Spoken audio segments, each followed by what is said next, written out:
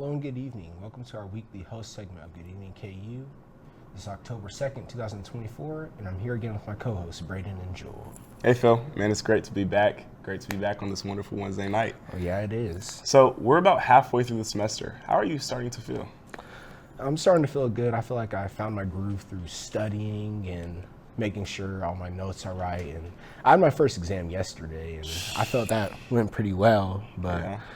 I've just been doing my thing. Just one so far? Yep, just one. I know there will be more in a few weeks, so. Yeah, I've had about 3 exams in the past week, man. It's rough out here, yeah. Oh, yeah. Sticking to the adage, though. Yes, yep. Definitely. An hour a day keeps the F away. And I'm definitely not trying to cram as much as well either. Yeah. So I'm really spreading out my study sessions as well. It's bad for your mental health, too. You know, cramming can cause stress, and then that can even lead to sickness. Yes, I've been noticing the campus sickness going around. Mostly in my lecture hall classes, there's been people sniffling and coughing, and normally that's what's been going on for the past couple of weeks, but it seems like it's gotten worse. I swear I have it even. The KU cough, yep. The minute I go back home for winter or fall break, it's gone. Then as soon as I come back to school, start coughing back up. Yeah, I've noticed people that haven't even been showing up to classes lately just because they've been sick. Yeah. About today in my lecture, I swear half the class was gone. All checked off that tardy box for sickness, though. Oh yeah, that'll happen. Yeah. So did you watch the vice presidential debate last night? Yes, I did, and I felt it was more professional than the presidential debate. Really? How so? Well, Vance and Walz, they seem more agreeable with each other, and though there were a few moments of tenseness, I felt they got their points across, and it was satisfying to me as a viewer.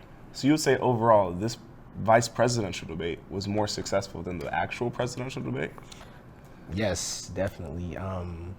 Both sides had strong points, and there was a moment of tenderness there when Walz mentioned how his son was in a shooting, and we see Vance like say, I'm so sorry for you, and there's this moment of like unity, but I definitely feel it was more professional, and yeah.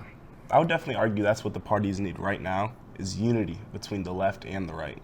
I feel like there's so much division in our country just simply because of what political ideology you have. I know, and once it hits November, it should be an exciting day, election day, but I do feel if we have that unity with each other, then we might have a better outlook on our future and for the next 4 years. Yes, I hope so. Yeah, I hope so too. So were there any really important or strong points that either of the candidates had, or on the opposite side, really weak points that could damage them? Well, it was a certain point where Walz during the debate said, I'm friends with school shooters, and I thought, should he really be saying that? And I don't know, it just didn't really feel like it fit, and it wasn't really appropriate at the time. Okay. And they also, the moderators brought up how Vance in the past called Trump America's Hitler, and how he switched up now. Really? It's kind of weird how he was able to join forces with Trump after all he said from back in 2016. It seems like there are a lot of weird nuances that go on behind the scenes, no matter what level of political or social status you have, you know? Like such in the Diddy case, that's really starting to heat up. Yes, and there's more people coming forward, and I just really feel the entertainment industry is in the hot seat right now. There are a lot of celebrities are starting to get scared, and I'm seeing some. Usher and Kevin Hart, like I think they deleted all their Facebook posts and Twitter. Yeah. But yeah. Anyways, that is all for today's host segment. We'll be going to break. Where you go to college makes a statement about you. This place will become a part of you, your identity for life.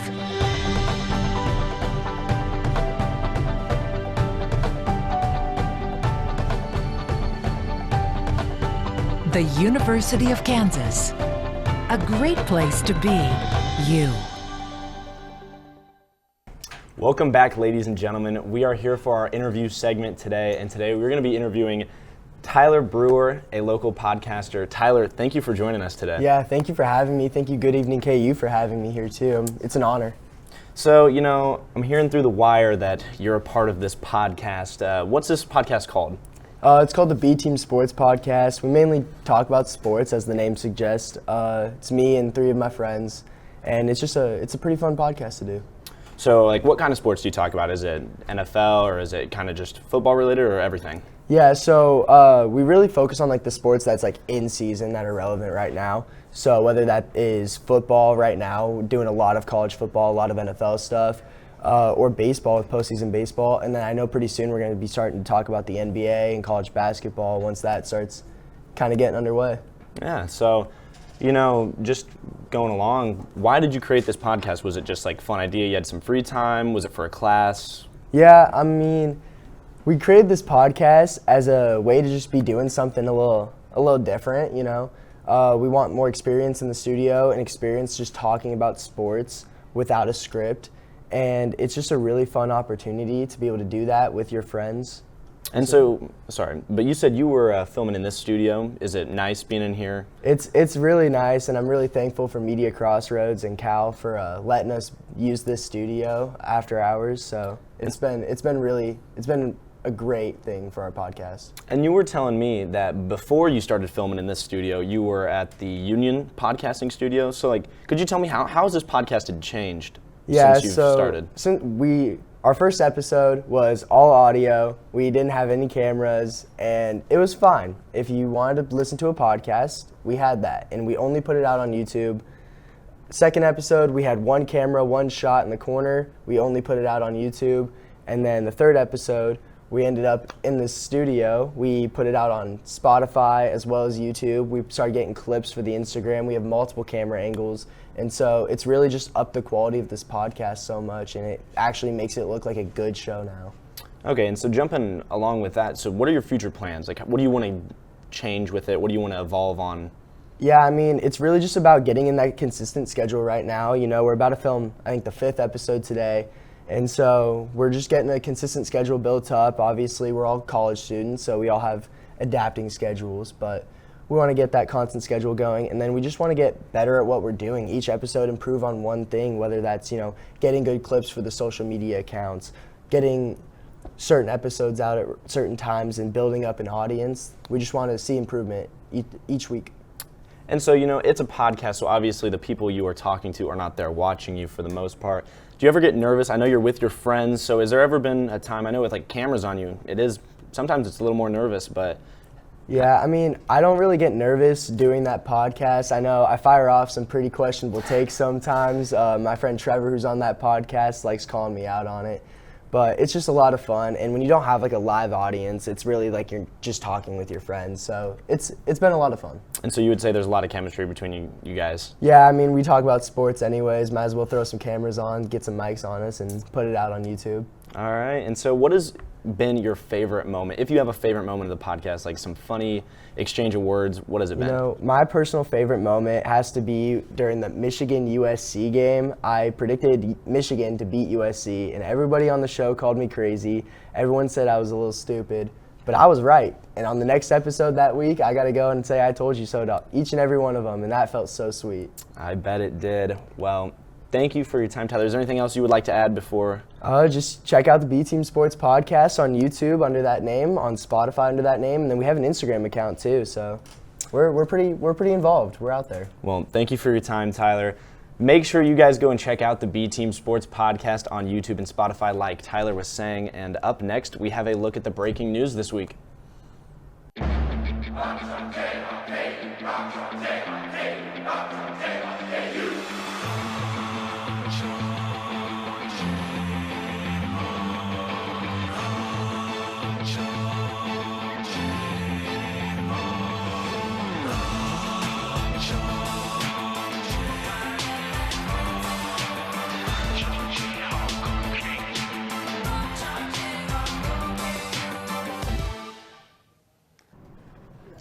Welcome back to your Good Evening KU News. I'm David.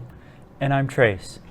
Last night, Minnesota Governor Tim Walz and Ohio Senator J.D. Vance met for the vice presidential debate. Focusing on domestic issues such as border security and healthcare, both tickets came together in a modest and agreeable fashion to argue their points. While this event is not projected to change the outcome of the presidential race, the tone of the debate was refreshing to see. Historic floods devastate western North Carolina, displacing local residents there and destroying nearby infrastructure. Transportation to leave the affected area has been a struggle for residents impacted due to the closure of all surrounding highways. The timeline for the anticipated resources and assistance from the federal government is yet to be determined, causing angst and anticipation with the residents. On Tuesday morning, Iran launched dozens of missiles toward Israel in response to the killing of Hezbollah leader Hassan Nasrallah. The attack led to the death of at least one person and injured several others in the process. Israel has vowed to respond to the attack, leading citizens to further worry about current conflicts in the Middle East. Criminal trespassing charges for 3 University of Kansas student protesters who were arrested on campus in May have been dismissed. The students had been protesting with the student organization, KU Students for Justice in Palestine, on May 9th. Although the dismissal was rooted in the Fourth Amendment, which protects citizens from unreasonable searches and seizures by the government, Sam, Alice, and Natalie, the defendant attorney in the case, pointed to another concern. These 3 students were peacefully using their First Amendment rights, Alice and Natalie said in a statement via email. Police chose to arrest and jail the students in violations of the U.S. Constitution. This violation of their rights is unacceptable. As Russia and Ukraine head into their third winter of conflict, Russia has captured the key Ukrainian town of Volodar. In addition to capturing this town, Russia has made significant gains throughout Ukraine this year. While Ukraine has made substantial progress in pressuring forts along Russia's Kursk region, Russia's capture of Volodar highlights the advantage it still has, a loss that will be felt throughout Kiev. After starting the season ranked number 19 with high expectations of a Big 12 championship and a potential playoff berth, the Jayhawks are now 1-4 after falling to TCU last Saturday. It was the first of 4 games to be played at Arrowhead this season, as the Jayhawks still need 5 more wins to become bowl eligible. For more on sports, we're going to toss it over to Sam and Braden. Thank you, Trace. Yes, unfortunately, KU football fell short against TCU after a back-and-forth game. But on the bright side, it was the first game in the home of the Chiefs at Arrowhead Stadium. The Jayhawks have now fallen 1-4 in the season and 0-2 in Big 12 play. They will be looking to bounce back, however, traveling to Temp for a game Saturday night at 7 against Arizona State, which is coming out of its week 3-1.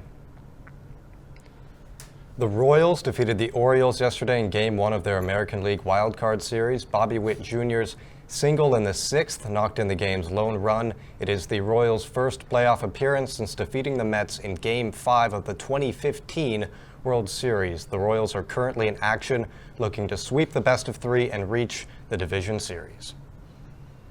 Sunday, the Kansas City Chiefs were victorious over the Chargers after being in a dogfight game. They were down 10-0 in the second quarter, but with the help of Patrick Mahomes, who was 19 of 29 passing for 245 yards with 1 touchdown, they were able to come out on top 17-10. The Chiefs are now 4-0 for the first time since 2020 and will play the New Orleans Saints next Monday on Monday Night Football. Kansas volleyball kicks off a 3-game road trip in Boulder after winning their first 2 conference matches last week. The preseason favorites to win the Big 12 have already served up 11 wins and will return home on the 17th to face Kansas State. 17-year-old stud Ryan Williams put on a show last Saturday against Georgia. He caught 6 balls for 177 yards and 2 touchdowns, making Georgia's DBs look like amateurs. On the seasons, Williams has caught 16 balls for 462 yards with 5 touchdowns. If he keeps it up, he could be the lone receiver outside of Travis Hunter to be in the Heisman conversation. Kansas soccer fell to 2-3 in Big 12 competition on Sunday after a 1-0 loss to frontrunner Colorado in the conference. Freshman Jace Hawley of Colorado scored a scrappy winner with 10 minutes to play, giving her 4 goals on the season, all of which have been match winners. Kansas plays their next 3 matches at home, starting with Oklahoma State on Saturday at 6. And we are getting an update in the Royals' Orioles game, Game 2 of the AL Wild Card. It is 1-1 in the bottom of the 5th. That's all we have for sports today. After the break, we're going to get all with the weather with Emma Coffee. From adversity, we rose. We made history and became pioneers, voyagers, champions, Jayhawks. And when our chant rises, haunting and hallowed, Jayhawks are telling the world what's near. Victory. Welcome back, Jayhawks. I'm Emma here with your weekly weather forecast. Well, as we get into this second day of October, unfortunately for all you fall weather lovers out there, we aren't going to be seeing too much of that fall weather just yet. As for the rest of this week, we are going to be seeing mainly sunny skies. No real chance of clouds until late next week, specifically Thursday and Friday. However, as we get further into the week and into the weekend, we are going to be seeing some changing wind speeds. At one point, we are getting wind speeds all the way up to almost 20 miles an hour, while on other days, our wind speed is dropping all the way down to around 2 miles per hour. We are also going to be experiencing some much warmer temperatures than you might expect from October, specifically as we get into the weekend, where our temperatures are slowly going to be climbing back up into the lower 90s. Taking a look now at our current temperatures. Here in Lawrence, we are currently sitting at about 78 degrees, and it's pretty similar all around. Over in Topeka and down in Ottawa, we are sitting at about 80 degrees, and up in Leavenworth is getting all the way down to 77, and that's kind of the range it's going to stay at for most of the week. Taking a look now over our beautiful KU campus, not the prettiest picture today, but a really good look at that sun, and no real clouds are happening again, and that trend has kind of been the same so far throughout this week, and that trend will continue as we get further into the weekend. Again, here in Lawrence, we are currently sitting at about 78 degrees once again. Those sunny skies, not a cloud in sight, but we are currently experiencing some higher wind speeds. Our wind speeds are currently sitting at about 14 miles per hour, and that's about as high as they're going to get today before they start to drop just a little bit as we get further into the night. Something interesting to point out is our humidity has also significantly dropped since last week. Currently, we are sitting at about 28% humidity, so it's going to be feeling nice and cool as we get further into the evening.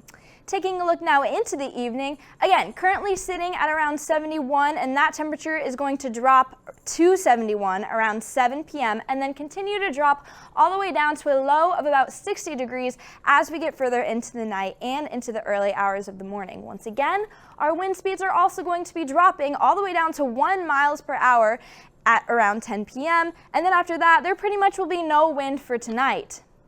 Taking a look now at our radar, we obviously can see not very much happening. We have a few wisps of clouds a little bit north of us in Nebraska, but other than that, no real clouds are going to be happening, at least in our current location.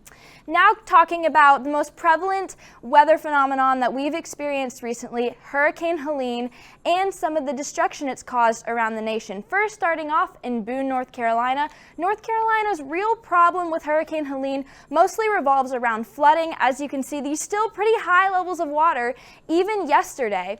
And again, we also can see the tipped over truck and lots of tipped over power lines and branches. North Carolina is still facing a lot of power outages as we get further into this week. Heading now over to Horseshoe Beach, Florida, where a 500-mile path of destruction was caused by Hurricane Helene, causing lots of wreckage, lots of damage that Florida is slowly starting to work to rebuild around the state. And now heading over to Valdosta, Georgia, where Georgia is also facing some similar problems, not as bad with flooding, but definitely still those winds have continued to impact the state and will probably continue to impact it for the rest of the week. We wish them luck in rebuilding what has been destroyed by this hurricane. Now back to Lawrence. Tonight's forecast, we're looking at a low of around 42 degrees, and that low won't be occurring until well into the early hours of the morning. Once again, similar to today, no real clouds in the sky. That moon will be nice and bright tonight, and it will continue that way for the upcoming future. Again, light and changing winds. Those wind speeds are going to be dropping, as we saw, all the way down to about 1 miles per hour, but for the most part of the night, they're going to be ranging from 5 to 10 miles per hour.